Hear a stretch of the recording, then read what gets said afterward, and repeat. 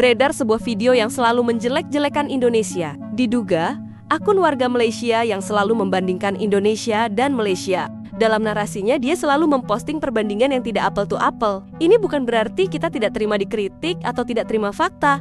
Bisa-bisa saja jika dibandingkan apple to apple. Tapi video narasi ini seolah membandingkan Indonesia dengan Malaysia bagaikan langit dan bumi. Seolah-olah Indonesia adalah negara paling terpuruk di dunia.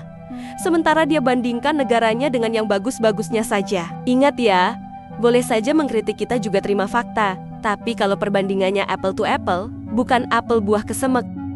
Lihatlah narasi video ini. Malaysia digambarkan dengan kemegahan dengan kebanggaan menara Petronasnya. Sementara di sisi lain, Indonesia digambarkan dengan lingkungan kumuh dan kotor. Kita tentu tidak menampik kalau di Indonesia ada lingkungan kotor seperti itu. Harus terima fakta dulu. Tapi perbandingannya jelas tidak apple to apple. Seolah-olah di Malaysia tidak ada tempat kumuh seperti di Indonesia ini. Jawabannya tentu saja ada. Hal ini dibuktikan oleh wisatawan asing yang berkunjung dan mengunjungi tempat kumuh di Malaysia. Apakah Malaysia benar-benar lebih bersih dari Indonesia? Tonton video sampai habis untuk lihat realita di Malaysia. Banyak orang Malaysia bilang kalau negara mereka lebih bersih dari Indonesia. Jadi aku ke Borneo, Malaysia untuk cari tahu kebenarannya. Sekilas terlihat bersih kan?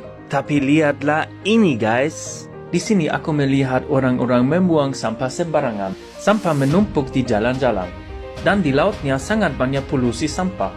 Beberapa orang Malaysia mungkin berpendapat semua sampah ini dari orang pendatang atau turis. Betul atau enggak? Tapi menurutku, banyak orang Malaysia juga sama seperti orang-orang di Asia Tenggara lainnya. Mengkonsumsi terlalu banyak plastik sekali pakai dan gak memiliki pengelolaan sampah yang memadai. Jadi ini bukan tentang siapa yang lebih kotor.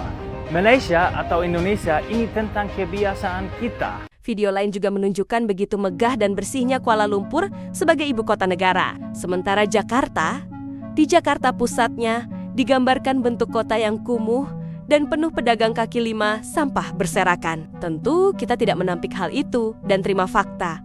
Tapi sekali lagi perbandingan harus apple to apple. Dia menggambarkan sisi yang bagusnya saja di Kuala Lumpur tanpa menampilkan sisi gelapnya. Pemilik akun itu lupa kalau Jakarta Pusat Indonesia juga tak kalah dari Kuala Lumpur. Harusnya dia menampilkan video-video seperti ini di jalanan pusat kota dan MH Tamrin Jakarta dan Pancoran.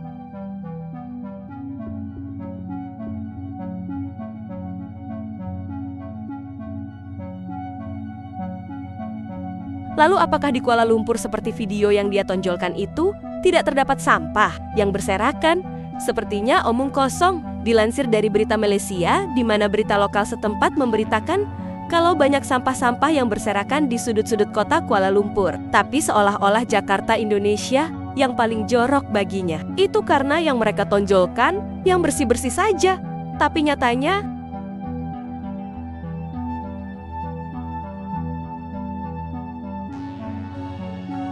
macam mana air nak mengalir? Korang tengok perangkap sampah ni pun tertutup dengan sampah. Macam mana air nak mengalir? Jadi untuk makluman kawan-kawan yang menonton, ini adalah suasana di sebuah lokasi di kawasan Sungai Kelang. Kalau kita boleh lihat, terdapat banyak sampah-sampah yang dikumpulkan di sini, sama ada melalui air terutamanya. Dan kalau kita boleh lihat juga, terdapat banyak plastik-plastik sekali guna. Jadi kepada kawan-kawan, mari kita sama-sama kurangkan kadar penggunaan plastik. dia juga membandingkan Malaysia sudah terbang ke bulan, tapi Indonesia warganya masih joget wadidau. Dengan kata lain, dia menghina netizen Indonesia dan rakyat Indonesia. Sekali lagi apple to apple ya Pak Cik. Oke, jadi memang Malaysia pernah mengirim seorang warganya untuk terbang menjadi astronot di tahun 2007 bersama NASA. Bernama Sheikh Muzaffar Shukor keluar angkasa pada 10 Oktober tahun 2007. Ia merupakan orang Malaysia pertama yang pergi keluar angkasa. Tentu kita tidak menampik itu dan harus terima fakta, tapi harus apple to apple. Karena Indonesia juga pernah mengirim seorang astronot pertama bernama Pratiwi Sudarmono untuk terbang bersama NASA keluar angkasa di tahun 86.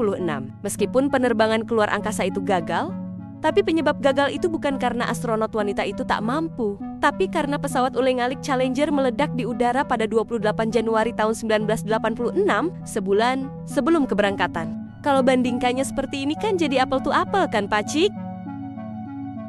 Akun Malaysia itu juga mengejek dan menjelekkan warga Indonesia. Kalau habis beras, bisanya setbor joget TikTok, sedangkan mereka sudah keluar angkasa. Begini Pak Ci, kami juga tidak membenarkan hal itu. Dan tidak menampik kalau warga Indonesia ada yang joget setbor demi saweran di TikTok.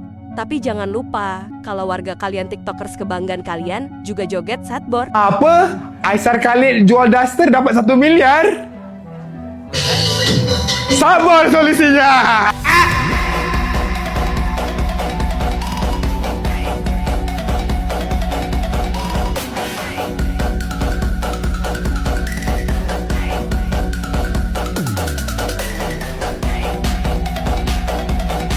Belum lagi TikTokers konten kreator Malaysia bikin hoax di Indonesia, bikin cerita pura-pura rekannya hilang di Bandung dan sampai lapor polisi. Sudah bikin geger berujung minta maaf.